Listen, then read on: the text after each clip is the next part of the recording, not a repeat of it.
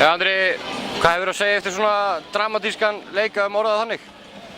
Ég er bara ótrúlega svekktur hvernig við spilum stóra hlutan af leiknum. Mjög illa, varnarlega og sóknarlega og við bara töpum á því. Þótt við hefum komið inn eitthvað tilbaka í lokin. Það var bara ekki nóg. Vorum lélegir, myndi ég segja, svona 60-70% af leiknum. Getur eitthvað útskýrt þetta andleysi fyrsta korter í seinni hálfleik? Nei, þetta var alltaf ekki það sem við talaðum í hálfleik. Við ætlum að koma tilbaka þá en við bara náðum okkur einhvern strik og ég get ekki útskýrt það, ekki núna. Svo breytið aðeins svona varnaraðferðinni þarna eftir slæman kafla. Hvað gerðist svona að þínu mati í kjölfarið?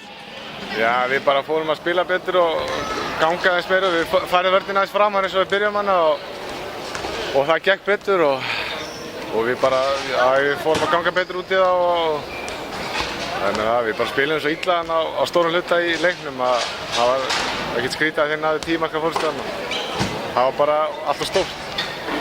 Þið takið að minnst okkur ekki 2 stig út í þessu leik. Hvað er svona annað takið út úr þessu leik? Við allavega hættum ekki og gáfumst ekki upp, þannig að ef það er að tala um eitthvað jákvætt þá var það jákvætt, en ekki mikið meira en það. Hlýtur að vera svona eftirsjá að Monterrey sé ásættum ekki sett?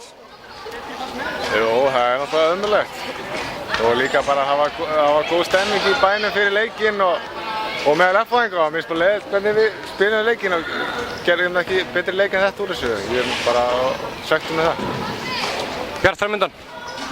Já, ég meina það er bara næsti leikur. Ég meina þetta er bara einn leikur. Hann fór illa en það er bara næsti leikur. Takk fyrir þetta, Andri. Takk.